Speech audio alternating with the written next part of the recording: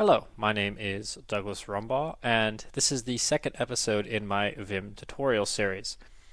In the first video, we looked at some of the absolute basic core concepts of the Vim text editor, such as the idea of editing modes, normal mode, insert mode, command line mode. We also saw some basic commands for navigating the file in normal mode, changing modes, as well as editing and saving the file. As a next step, I want to talk a little bit about configuration and how we can make the editor a little bit nicer to use, even just with the absolute bare basic stuff that we have and are working with right now. This is a very deep rabbit hole. We're just going to talk about some of the basic core concepts. And as the series progresses, we can look at more sophisticated configuration tweaks. Now, the basic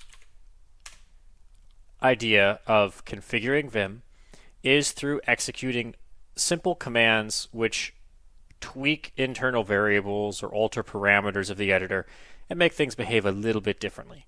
So here is the Moby Dick text file that we left off at, and as a first little configuration tweak, let's give ourselves line numbers. Now, the way in which we tell Vim to display line numbers is by setting an internal configuration flag, if you will.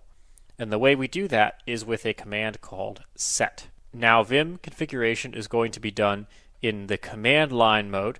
So to begin with, we're going to type a colon. And this is going to put our cursor down here on this EX command line. If I want to set a configuration flag, to say turn an option on or turn an option off, what we can do is we can use the set command. So the way this works is you simply type the word set, followed by space, followed by whatever flag you want to set.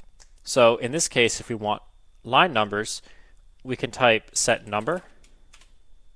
That will give us line numbers. And there's a variety of shorter abbreviations too. So you can do NU, for example, rather than number.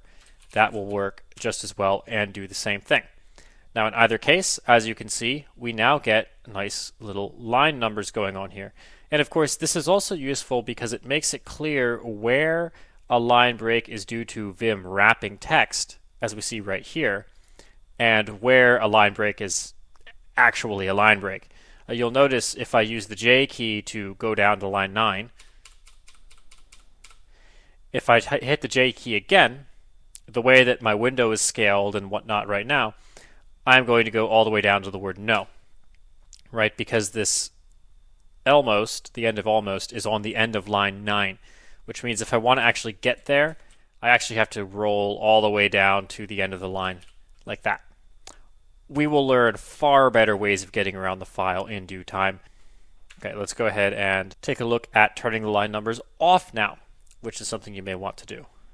You can say set, and then most of the time, you can unset a configuration flag by setting no followed by the flag that you had initially set. So we had set number, and that gets us these things back. If I say set no number, that's going to make the numbers go away. So we have seen set number, or equivalently set NU, is going to give us numbers, and set no number is going to take the numbers away. There's some other things we can do too. For example, you can say set spell. This is going to enable spell checking, which is quite useful if you're writing. So the way that the spell checking works in Vim is you say set spell, that turns your spell checker on, and you can see the red highlights correspond to things that Vim can't find in your dictionary. We're not going to talk about how to configure the dictionaries right now. This will work probably, and if it doesn't, don't worry about it. We'll address making this work at a later date. But if you want, then you can move your cursor with the H, J, K, and L keys over to the thing that you think is spelled wrong because it's highlighted red. Type a Z followed by an equals sign, and this is in normal mode. And this will bring up the list of potential correct spellings. So as you can see, we can change ebook to e-book. And let's just go ahead and do that. simply type the number corresponding to the thing you want to change it to. So I'm going to type a 1 and hit the enter key. You can see the 1 types in down here. And it has changed the spelling of our word. And if you decide you go down here and do z equals, if you decide you don't want to change it, just hit enter without typing a number. And of course, just like we saw with number, if I want to turn spell checking off, I can say set no spell. Again, just throw the word no in front, and spelling turns itself off. Make sense so far? The set command will allow us to set a configuration variable within the editor that will change the way that it behaves. There are a large number of these. You can look them up in the documentation, and of course we'll see more of them as we go. Now another thing that is very nice about Vim is you can configure keyboard mappings too. You can make keys do different things. Now that's not a rabbit hole that I want to go down right now because again, we're just getting into this. It's useful, I think, to gain an understanding of the base configuration before you start messing around with things a little too much. But what we can do is we can use remapping to disable those arrow keys. Recall in the last video, you can use arrow keys to move around, but that's a bad habit to get into. I would consider that an anti-pattern. So we're going to want to avoid that. The easiest way to avoid that is just to turn the damn things off. Now, the way we're going to do that is by simply executing a command. So the command we want is called map, as in, map a key to do some action. And we can use this to bind keys to actions, be it usually defined in terms of other keys. So we can say when I type key X, what I really want to have happen is the same thing that would happen if I typed key Y. And that sort of thing. And these can be quite useful. Because Vim is a modal text editor, different keys do different things in different modes, right? For example, H, J, K, and L, when I am in normal mode, are bound to navigation. But if I go into insert mode by striking the I key, suddenly H, J, K, and L just represent the letters, H, J, K, and L. Now what this means for us in terms of keyboard remapping is we're going to have to tell Vim what mode we want the map to apply to. And the way you do this is by prefacing the word map with a letter. So this is what this is going to look like. Once again, this is going to go as an EX command, and we can say N for normal mode map. So this is going to map a key to a different key or action in normal mode. The key that I want to map is the arrow keys, right? And in Vim, the way you signify the arrow keys is you use angle brackets and you put the direction in capital letters. So up. This is going to perform a mapping of the up arrow key in normal mode, which is going to override the default behavior. And what do I want to have happen? Well, I want to have nothing happen. So the way you signify that is with capital N, OP. Again, in angle brackets. No op, do nothing. So once I execute this command, nmap up no op, now when I'm in normal mode, my left, right, and down arrow keys work just fine, but my up arrow key no longer does anything. I am no longer navigating. However, because we're doing a modal map here, if I go into insert mode, my arrow keys work again. Up works just fine. So we want to turn this off both in normal mode and in insert mode. In fact, if anything, it's more important to turn it off in insert mode. So the way you're going to do that is with IMAP, right? I for insert, map. And once again, we will do up to no up. Now, the normal mode map I just did still applies, right? It's not shown down here anymore because I've executed another command, but it still is in effect. However, if I go into insert mode, the up arrow key doesn't work in there either.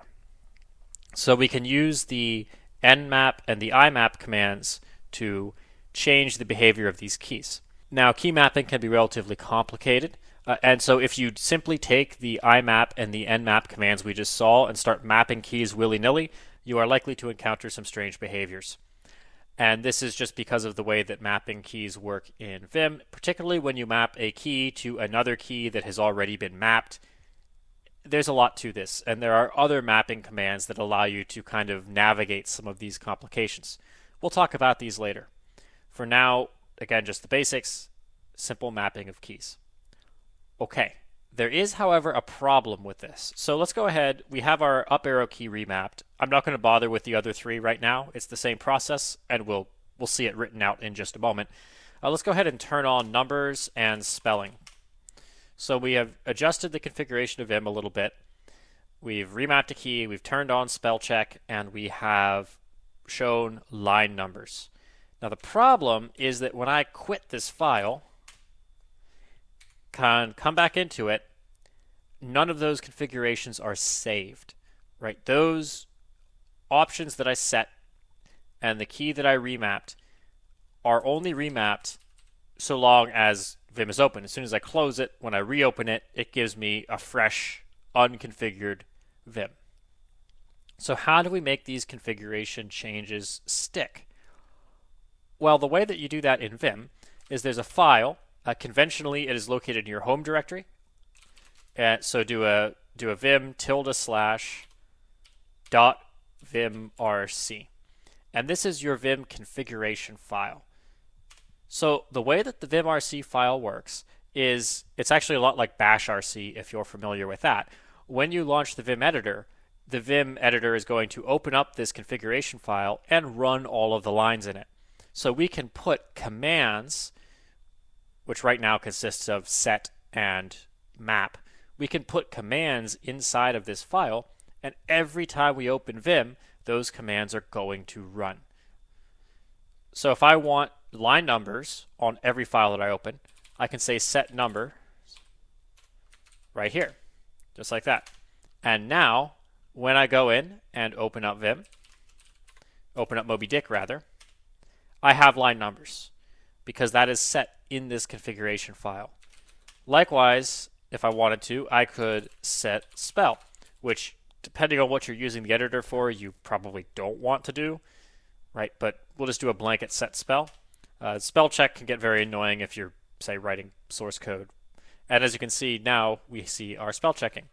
And we can also go into a vimrc, and we can set up our keyboard mappings too. So I can do an nmap up to no-op and imap up to no-op like that. And now if I go into my file, up arrow key no longer works in normal mode or in insert mode. Awesome. Now, depending upon your Vim install, you may already have a vimrc file in your home directory, which may already have stuff in it. In my case, as you can see, it was empty. What I'd suggest you do is if you do have any weird configuration stuff in there, just clean it out, and we'll be in control of building it up as we go. Now, there is one very important flag that you are going to want to set in here at the very top, and that is set no compatible, like that.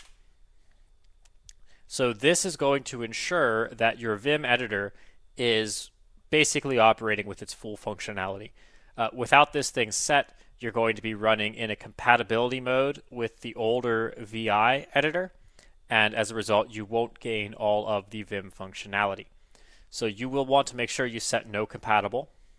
Oftentimes, this is by default there and set for you already in the default configuration file, but if it's not there, make sure that it is. And then from there, we can set line numbers, we can set spelling like we have, and let's go down. I'm going to turn spelling off, and I'm going to do additional mappings for the other arrow keys, just so you know what those look like. So we have down to no-op in both insert and normal mode. And we have left to no-op. Now let me do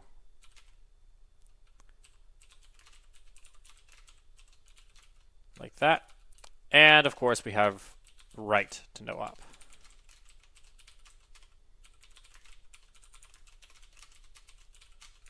Like So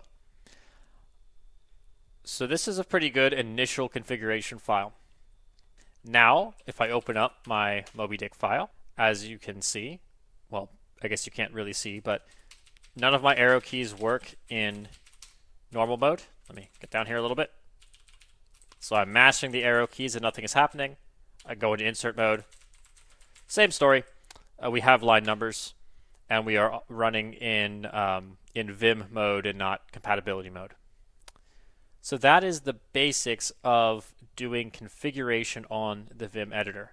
Now there's a lot you could do inside that vimrc file, but remember that at the end of the day, all that it really is a sequence of commands typed into this ex command line that are run every time you open up a file.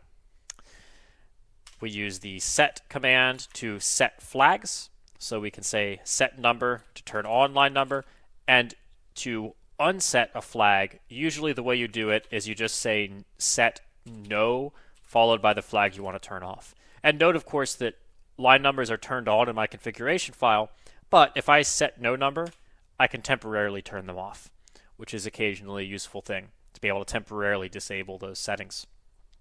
We also saw IMAP and NMAP for mapping keys, changing key behavior in normal mode and in insert mode, which for the moment we've just used to disable the arrow keys. We'll see more on this topic later. And that is the absolute basics of Vim configuration at this point. So I hope that you found this video useful. Please let me know if you have any questions or comments or anything like that. And I will see you in the next one.